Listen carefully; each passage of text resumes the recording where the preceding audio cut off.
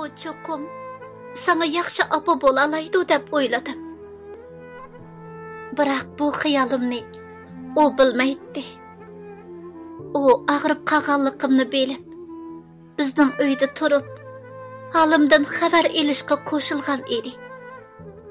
Biroq shart shuki, bir tiyinmi haq olmaydi. Men taki kesilim ig'irlashib, siqilib tushganga qadar dadangdan yo'shirdim. Dadang bu ishlarni bilgandan keyin mendan xafa bo'lish u yoqda tursin. O'zini ayublab, xuddi kichik boladek ho'ngrab yig'lab ketdi. O'zining xizmat bilan aldirash yurib, menga ko'ngil bo'lmaganligiga, meni vaqtida doktorxonaga olib davolatamaganligiga o'kindi. Sening dadang mana mushundaq odam. U bakli kuyimchan, vafodor, jigarlik er. Men bugun ular ikkisiga haqiqiy xiyolimni dedim. Seni ularga topshirdim.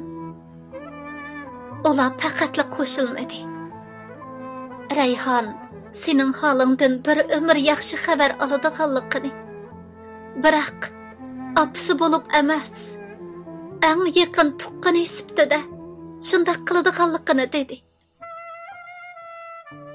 Biroq men ulardan qayta o'tinib turib oldim. Chunki seni bir mukammal oilada, yaxshi oila tarbiyasida cho'ng bo'lsikan deydim. Buni faqat Rayhon bilan dadanglar qilalaydi. Ular mening ularga yalvorib bo'lolmay qiynalib ketayotganimni ko'rib, amalsiz ma'qul bo'lib va'da berdi. Men ularning tezroq va'dasiga amal qilishini umid qilaman. Ikkinchisi, dadang sening o'z dadang emas. Biroq ishonamanki, sen uchun u hayotini taqdim qila oladi. Seni sevadi. Men ilgari to'limi boshda-boshdoq sho'x qiz edim. Dadang bilan yurayotganimizga uzun bo'lgan edi. Biz to'y qilishga bitishgan kunlarda o'zimning bexastaligi sabablik boshqalarning ziyonkashligiga uchradim. Dadang shundaqdimi mendan ayrilib ketishga qo'shilmadi. Keyin sana homildor bo'lib qolganimni bilib, o'lib olmoqchi bo'ldim. Biroq dadang yana bizdan voz kechmadi. Ash kuni men uningga yolg'on gap qilib, kechilik klubga bormagan bo'lsam, mushu ishmi yuz bermaydi. Biroq u hammani kechirdi. Meni chin tilidan sevganligi uchun, meningdan ayrilishga chidamagani uchun, mayli qanday bo'lishimdan qat'iy nazar, meningdan voz kechmadi. Mening pokligimni emas, barligimni o'zining baxti deb bildi. Men uningga bir umr yuz kelolmayman. Sen tug'ilgandan keyin biz yana bolalik bo'lsak, sana farqli muomala qilayotgandek tuyg'u berib, mening ko'nglimning yerim bo'lishidan ansirab, bolalik bo'lishga qo'shilmadi. Seni o'z bolasidan chora ko'rdi. Azaldan bu ishlarni yuzimga musib baxmadi. Shunga sana deydiganim, o'g'lim, dadang bilan Rayhon hadanga bir umr vafodor bo'l. Ularning bu yaxshiligi uchun mening o'rnimda ularning holidan yaxshi xabar ol. Ularni hurmatla. Har qanday odamdan bakrak hurmatla. Yana o'zing sevgan qizni o'z nafsingdan kechib turib qo'g'dashni o'rgan. Vafodor farzand kelgusida yaxshi bir er bo'lishingni umid qilaman. Seni söyüp, Abang, Amine. Xatni o'qib, o'zimni faqatla tutib olamadim. Tog'ammi yig'layotdi.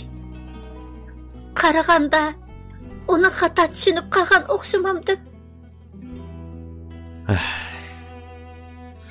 Polatning opisi o'lib ketishdan burun bu xatni Polat quramiga yetganda uningga berishimni topilgan edi. Menma ichib ko'ymagan. Polat 18 yoshga kirganda Rayhon ishkimiz uningga berishdan burun ko'rib boqayli deyishib xatni ko'rdik. Xatni ko'rgandan keyin Rayhon xatni berishimga qo'shilmadi. Men loyiq ko'rmadim. Chunki ba'zi ishlarni uning bilmasligini umid qilaman. Rayhonmi Polatning qalbida jarohat bo'lib kelishini xohlamadi. Tushunishni asta-asta yetildirgili bo'ladi. Biroq qalbidagi jarohatni saqaytmoq ta'sdab xatni bermasligimni dedi. Hatto menga ishonmay xatni hozirgacha o'zi saqlab o'tadi. Xat yo'q bo'lsa, bu maxfiyatlikmi shu peti qoladi. Ko'ydirib etishga texmi qo'limiz bormadi. Chunki bu Polatning opasining omonati edi. O shundoq deb cho'nqur birni o'ksinib aytgandan keyin men ishonaman. Opangiz Rasululloh bak yaxshi ayol. Men uning azoblanishini, ko'zidan yosh iqishini hargiz xohlamayman.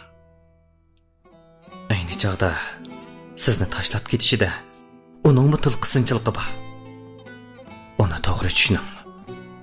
Uning yeniga kirayli. Bo'lamdi. Dedi. Men ma'qul bo'lib, beshimni lang'ishdim. Biz yotoqqa kirganda u uyg'oq edi. Bizning yotoqqa birga kirganimizni ko'rib, hayron qoldi. Men asta uning qishig'iga berib o'ltirdim. Kechiring. Men xato qilibman. Sizga undaq demasam bo'pti-ku. Meni kechiring, opa. Ağzımdan aram deganda mushu gap chiqdi. O quloqlarga ishonmay qoldi bo'g'ay. Bekla hayajonlanib ketdi. Nima dedingiz? Meni nima deb chaqirdingiz? Yana bir danga. Opa! Opa! Meni kechiring, opa! Bu qitim o'zimni tutib ololmay qoldim. Bu nima deganingiz, qizim? Siz degan mening qizim. Mening yurak pora. Ko'zimning nuri. Ana bola ikkimiz xeyli uzun yig'lashdik. Yotoqdagi tog'am qatorliq bir nechaylami bizga jo'r bo'lib, ko'z yoshlarini sirtishdi. Men oxiri o'z opamni topdim. Meni jenidan muassiz ko'radigan, meni sevadigan opam bor bo'ldi. Opam menga to'xtamay qaraydi. Sochlarimni silaydi. Qo'limni xuddi men qichib ketadigandek qo'yib etmay, ching'ida tutib olgan edi. Polat mukagan bo'lib, bu ahvollarni bilib, bekli xush bo'ldi. Lekin opasining xitidan yanala xabarsiz edi. Biroq bir xo'shalliqqa, bir xafalık hamroh degandek. Kech bo'lganda menga uydan yana telefon keldi. Opamga daxli qilmaslik uchun koridorga chiqdim. Voy, tinchlikmi? Bu men. Dadangning ahvoli yaxshi emas. Uning bilan ko'rishmoqing bo'lsa, darhol qaytib kel. Ah, dadamga nima bo'ldi? Voy, voy! Opam telefonni qo'yib etgan edi. Men jiddiylashib, nima qilarimni bilmay turib qoldim.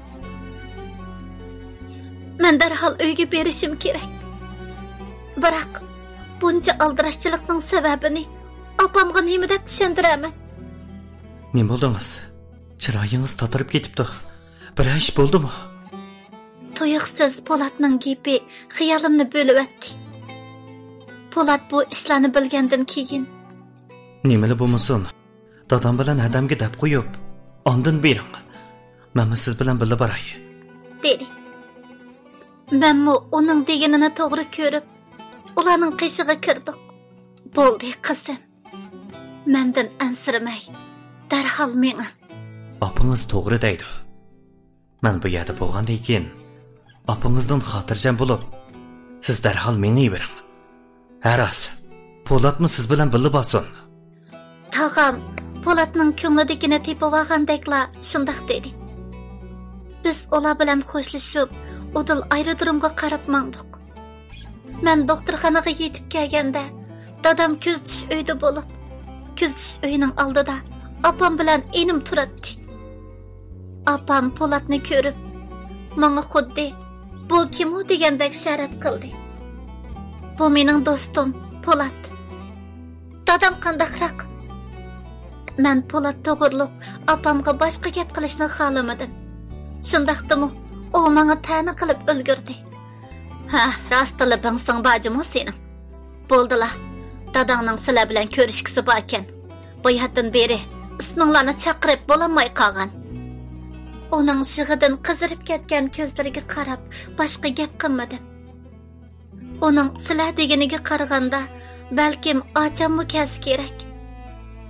Men nimalarni o'ylab ketdim. U nima deb kelmagudek. Dadam uningmi dadasi tursa, biz doktorning ruxsati bilan ko'zitish uyiga kirdik. Dada. Men Gulnaz. Menga bir qarang, dada. Dadam mening yig'lab turib, o'zini chaqirayotganimni anglagan bo'lsa kerak. Asta ko'zini ochdi. Keldingizmi? Ha, dada. Men keldim. Textini gulli bir obdan turatdingiz-ku.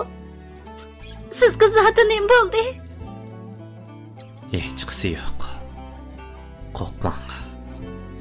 Sizni ko'rib, bak xush bo'ldim. Armonsiz ketadigan bo'ldim. Ochingizchi. Billi kelmadinglarmi? Men ocham bilan aloqalashamadim, dada. Apamning deyishicha, u yo'lda kelib etibdi. Men dadamga shundaq deb yolg'on aytdim. Gulmiram, u yaqin keldim deydi. Dedi opammi? Shundaqmi?